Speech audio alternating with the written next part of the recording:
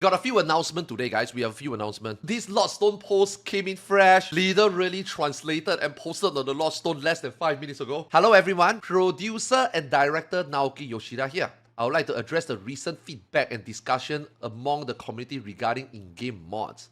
This post is not meant to target any one mod specifically, but I would like to... Good, that's good. We all know that this post is directed to Mare. It's nice that he talked about it's not targeting one mod. I mean, deal. When he has to say one mob specifically, we all know he's talking about Mare. But obviously, he doesn't want to target one, so he decided to go generalize, which is great. Because I do think that all mods needs to be talked about at some point. Like, it's been a while since we have any mod incident. I think that it's time of the year again that YoshiP finally talk about mods in general. But I'd like to touch on the general subject of mods, their use, and the culture surrounding them. I thank you in advance for your understanding. Firstly, while I'm in charge of 14, I'm also a PC gamer, and have been for many years.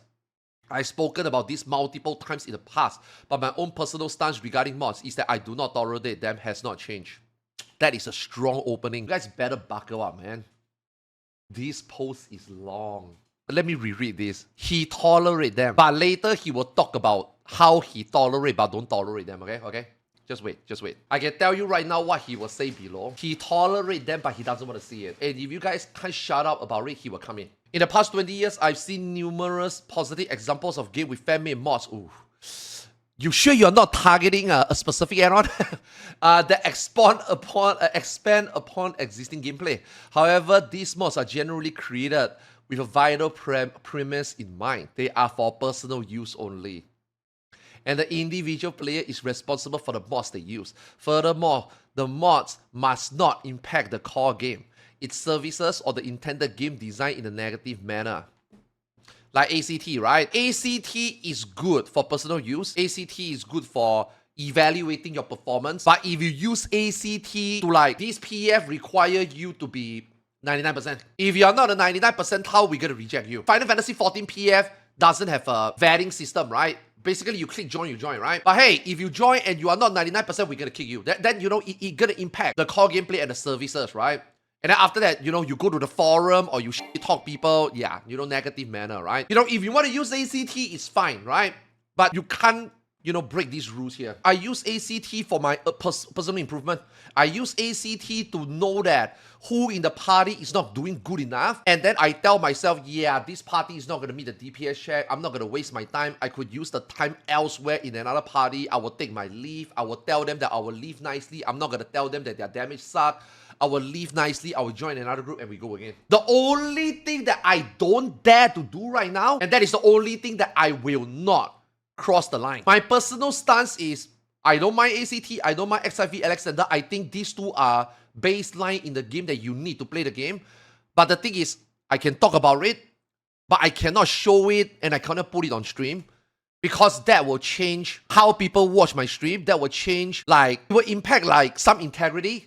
Like, you know, people, some of you motherfuckers will make fun of people. Like, even if I don't, let's just say I go into the game, right? Let's just say this person do damage. On the ACT, if I put it on stream, I'll be like, okay, guys, we don't have enough damage. Man, this machinist is not doing enough, you know? The machinists suck, you know what I mean?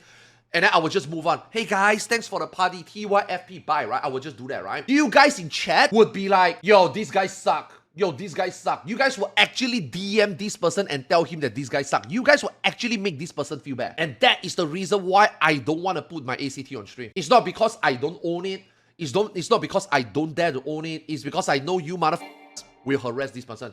And let me tell you why I know that. You guys remember my Adventurer Plate saga? I'm not sure whether you guys realize. Did you guys realize that I'm looking at a lot lesser Adventurer Plate these days? You guys notice that? A couple of months ago, I would just do this all day, right? Evaluate people plate. I would say that, oh, your plate is good. You know, I would like goon to it hypothetically, right? You remember that? How come I don't do that anymore? You know that I got one viewer, right? One lurker that she really like watching my stream. And then at some point, she hit her Adventurer Plate. And then at some point, she stopped standing in himself. This player messaged me one time before and say, the reason why I hide my plate is because there was one time on stream you say that my plate is slutty and your viewers harassed me. Some of you guys in chat actually messaged that person and then you guys make comment about her plate in game directly to her. You guys are weird, man. And this is the reason why I am not gonna put ACT on stream, because I know that despite I don't mind it, but I know that you motherfuckers will go and harass those people. You guys will make clips out of it. You guys will harass those people. I did as someone DM me via your stream and I stopped going to Limsa after that incident, Lamau. Yeah. Exactly. That's why I don't want to do it anymore. I myself is a pioneer and a victim of ACT myself. I talked somebody's DPS on stream with his full name. We all laughed about it. You guys laugh about it. The JP didn't laugh about it. The JP viewers that watch my stream went in-game and harassed that people. There are Japanese ball rugadin that tracked down the person's social, went to the person's house, and then blacklist him, and then make a forum post about him, and they talk about how I was right. Arthars is not wrong. This guy damage is unbearable. This is not good enough damage to clear a savage. I have blacklisted this guy, you know, and this guy cannot even play the game because this guy got harassed in game. Not because I harassed him. All I did was saying, bro, turn on your DPS stance, man. You keep telling me about my tank stance. Dude, your damage suck, man. How about you turn on your DPS stance? That's all I said. And the Japanese harassed him, the Japanese blacklist him, and he cannot even play the game. He was in stress, and the GM banned me. I am not gonna take that chance again. That's why, in terms of mods, I be very careful on stream, but I do not deny that I use it. Now, again, I'm not trying to summarize this, but I'm just saying that up to the point that we read, I think YoshiP made it very clear, right? He don't mind you using add-on, but use it on a personal level. And if he gets out of hand, he's gonna come in. I personally see no reason to track down or investigate gamers for a general use of mods. Of course, from my position, okay, now this is the business part. You need to understand his stance as a personal gamer. He tolerated on a personal stance, but as a director and producer of the game, he cannot say use it. Of course, from my position leading Final Fantasy XIV, I feel that it is vital for players to follow our user agreement and other use. Additionally, I would like to stress the importance that players follow two rules, that their style of gameplay does not infringe upon others. Exactly, ACT, one of them. Meh, one of them. You want to use meh for glamour? Sure. You want to use a meh for a public orgy? No. You want to use ACT for personal? Sure. You want to use ACT to harass people? No. You want to use MAD to look at your own anime TD? Sure. You want to use MAD to go to Limsa Beach and have an all-public orgy? No. Okay, that's the difference. Additionally, I would like to stress the importance that players follow two rules. Their style of gameplay does not infringe upon others, and that they do not negatively impact the core gameplay, its services, or intended game design, as mentioned above. It is my sincerest hope that everyone can continue playing 14 as well as other PC games in ways that are enjoyable to them. Below, I would like to elaborate on what infringing upon others and negatively impact the intended game design entail. These are merely examples, so I don't mind if you skip over them. Please keep in mind that these theoretical examples do not single out any particular mod. Every time he says this, it is even more elaborate that he is singling out specific mod. Furthermore, this is not a criticism of those who create or use mods. The following is meant to deepen everyone's understanding. Okay, that's good. Because let me tell you, Square Enix has been very great in terms of add-on usage for the last 12 years. And their TOS is even more vague than what is already understood in the community within the last 12 years. Now that YoshiP himself is gonna give example, I think this is pretty much gonna be as official as it's gonna get. Coming from the man himself, on his stance with add-on. Okay? The line hasn't been drawn very well in the last 12 years. In 14, we have several... He started out on raiding, guys. He started with endgame. In 14, we have several extremely high-end duties that challenge players to their limit, known as ultimate raid. To defeat the enemies within these raids, players must dedicate a significant amount of time and effort. As their reward for clearing, they earn the title of Legend, as well as job-specific weapons with specialized visual effects. Let's say player A loves ultimate raids and is motivated to challenge them at every opportunity. After they clear, they proudly equip their new title as weapon as proof of their party's diligent efforts to earn them. Meanwhile, we have player B, who make use of a specific mod. These mods allow them to bypass the conditions for obtaining engage. Oh. Okay, never mind. He's talking about Mare. Making it possible for them to equip any item in the game, including items that must be purchased with real money. Player B is busy with work, and although they have the motivation, their circumstances prevent them from progressing through any of the ultimate raids. They decide instead to install a mod so that they can at least see what it looks like. Yeah, okay, I think that's fine. They are not hurting anyone. Player B uses same mod to equip a set of items which only display on their client screen. Okay, here comes the but. To the other players, Player B model is only wearing default gear, but on Player B monitor, they are equipped with dazzling ultimate weapon. They take a screenshot of their character and decide to use it. Okay, I think that's fine. What is not fine is that this person shared this screenshot and posted it to their friends. And then their friends decided to install the add-on, then that's not fine. I think that's not fine. In this case, player Ace has followed the rules of the game and worked hard with their party to clear an ultimate, earning themselves weapon and title as evidence of their feat. When other players come across player using their title and one weapon, they see a legend who has overcome one of the most punishing content. On the other hand, they should encounter player B, they will simply see a character with their default gear. Okay, let's imagine a scenario in which player A and player B cross paths in game. On player B's screen, player A appears with a brand new title and ultimate weapon, the same weapon that they appear to themselves having equipped. Conversely, on player A's screen, player A appears with their title and hard-on weapon, while player B appears in their default gear. In other words, player B sees the reward each player has earned fairly within the context of the game rules. Player B sees a modern version of the game, but these changes are visible only to player B. Holy fuck, man, that is way too elaborate, man. And thus fail within the realm of individual enjoyment. Or fall within the realm of individual enjoyment. Please note that this is not intended as a judgment of virtue. I mean, dude, he's so elaborate here, man. Similarly, if a player chooses to install a mod, the risk of encountering a computer virus, for example, is borne by the individual. I mean, that's true. There are add-ons right there that can control your PC. What was the add-on again? Do you guys remember? There was an add-on, right, that the guy can shut down your PC.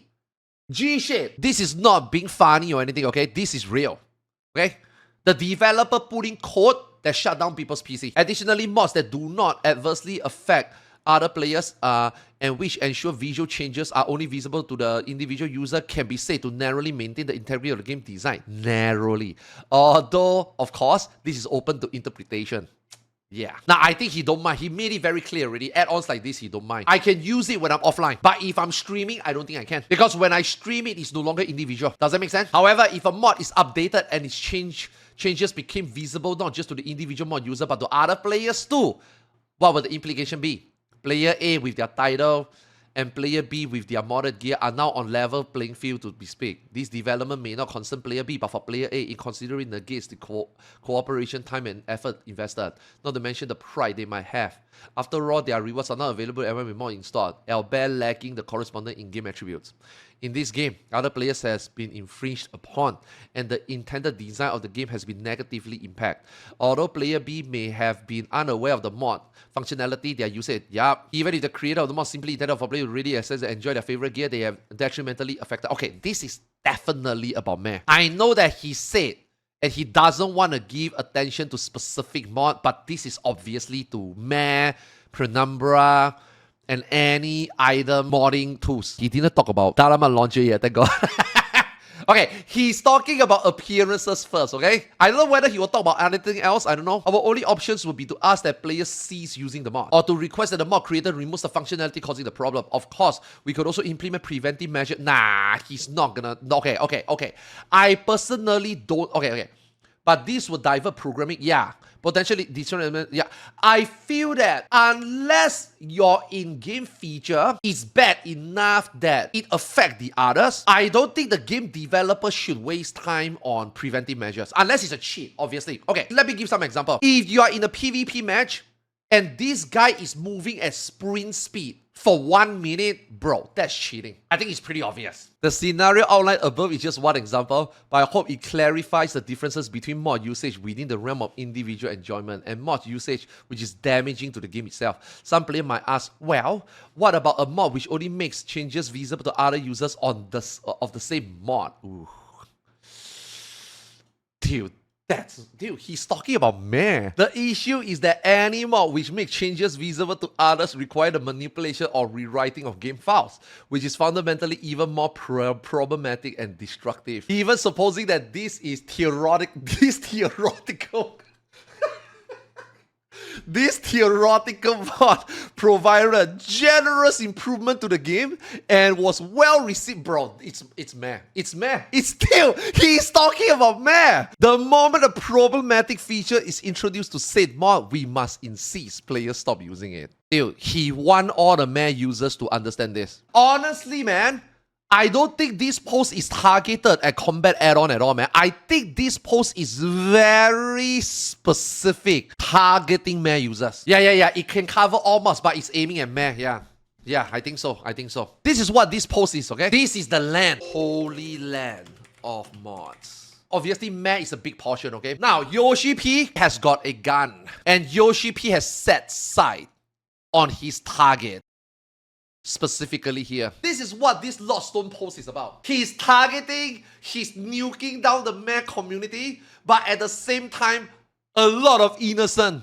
These are the innocent. No! The entire holy land of the mods is getting nuked.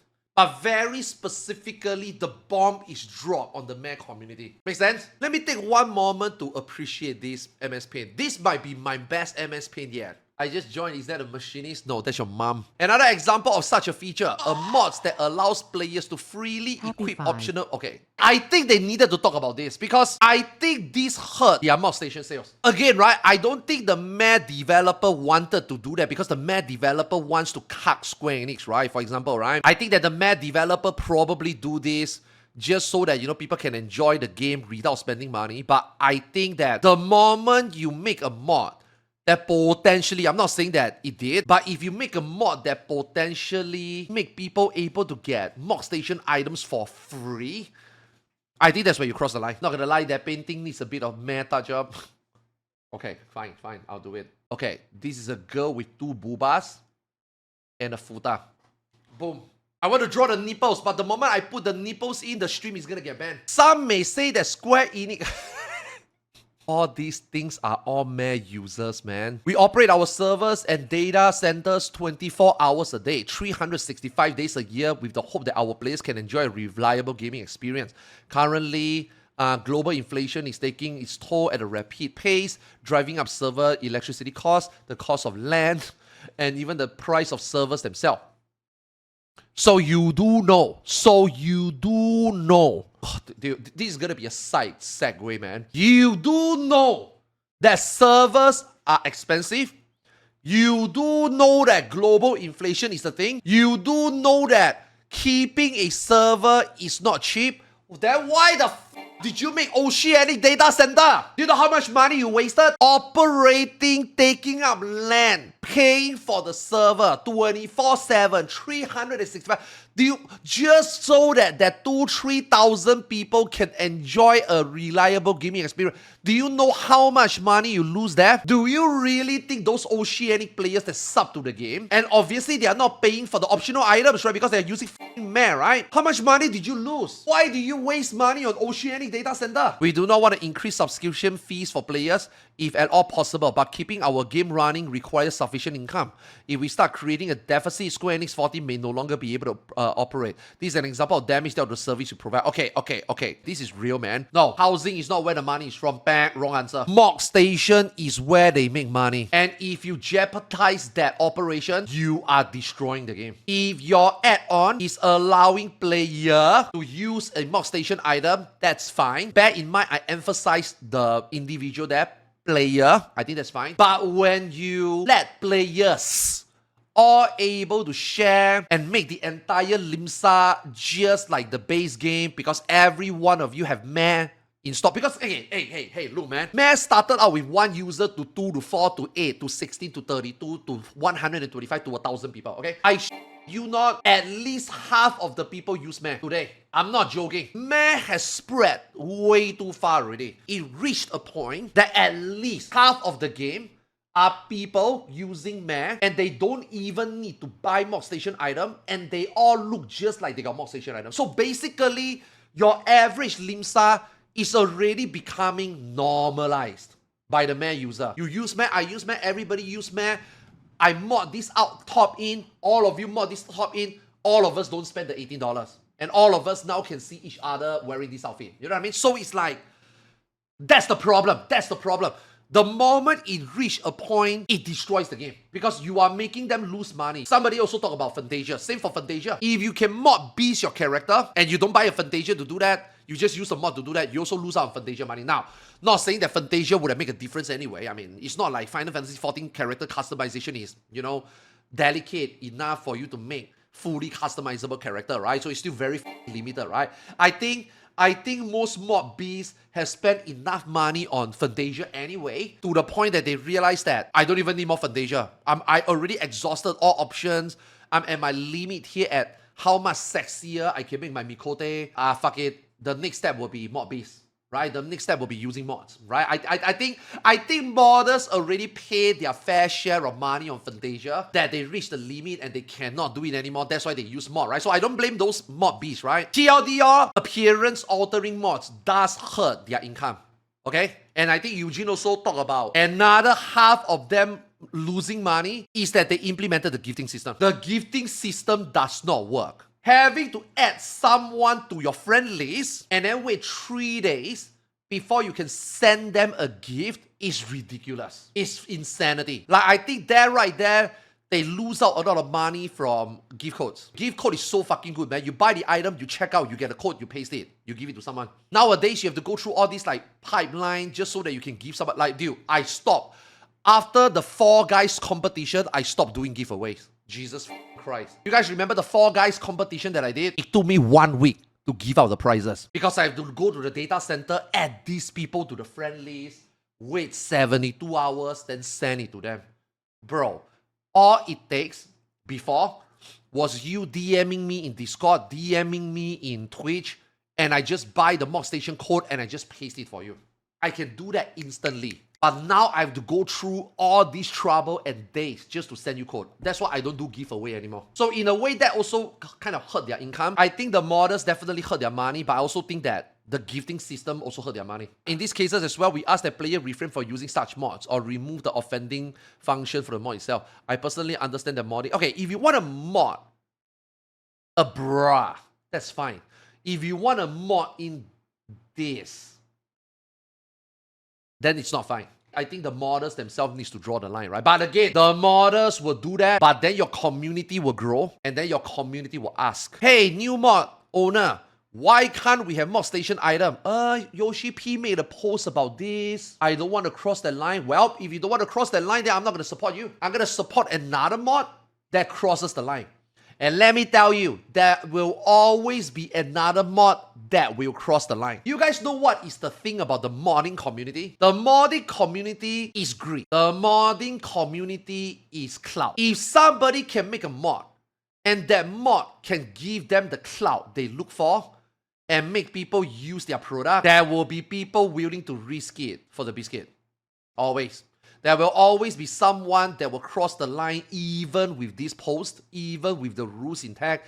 There's always going to be someone that's going to go overboard, because what they're going to get in exchange is people using their mods. They're going to get traffic. They're going to get Ko-fi.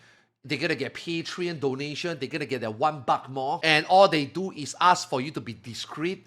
But it will eventually grow, it will become too big, and then all these people will realize that, okay, if mod A don't want to use Mogstation mod, and if mod B exists and wants to use Mogstation mod, I will use mod B. And what happened is that mod A will start getting pressured, and mod A doesn't want to lose the community, and now mod A also want to implement it, eventually. It's a round and round cycle. A mod starting out small, clean, eventually get pressured to do more, got too big, got burned, got shut down, and then another mod is going to come in, started out small, discreet, more and more people use it, get over publicized, get shut down, somebody's going to come in again, somebody's going to start small again, discreet, nobody talk about it, got too big, everybody talk about it, an orgy happens, get shut down, it's going to just keep going and going.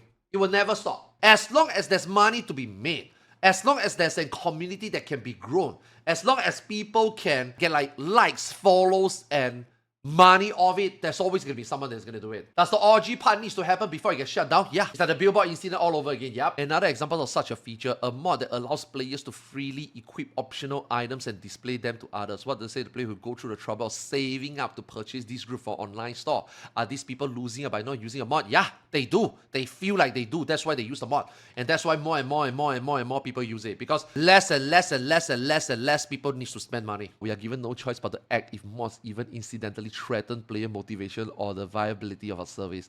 Let's consider another theoretical mod.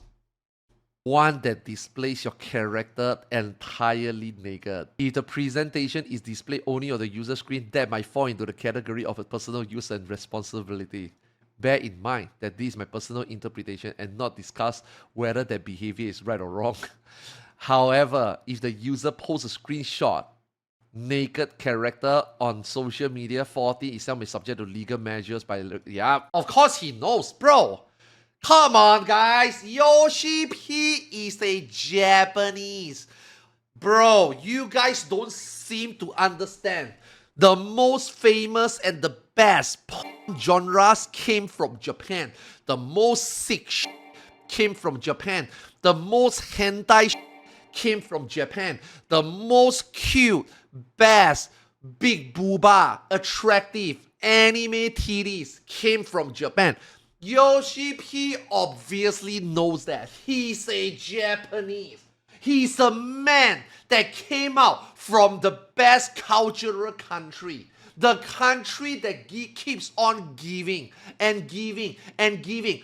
Japan set the standard for online video game characters, for comic manga characters, and the standard for the industry. Like, bro, are you guys surprised? You guys surprised that YoshiP knows about Twitter and his game having naked mod? You think YoshiP never seen a naked Mikote? You really think so? I bet with you, YoshiP probably seen a naked Mikote with with two at least. I guarantee you, for sure. Where the do you guys think the term futa came from? Japan! What, you think futa is an English word? You think futa was created in America, in the West? It's from Japan! You guys are actually so naive. Of course, YoshiP's seen everything. Eroge too, oh yeah.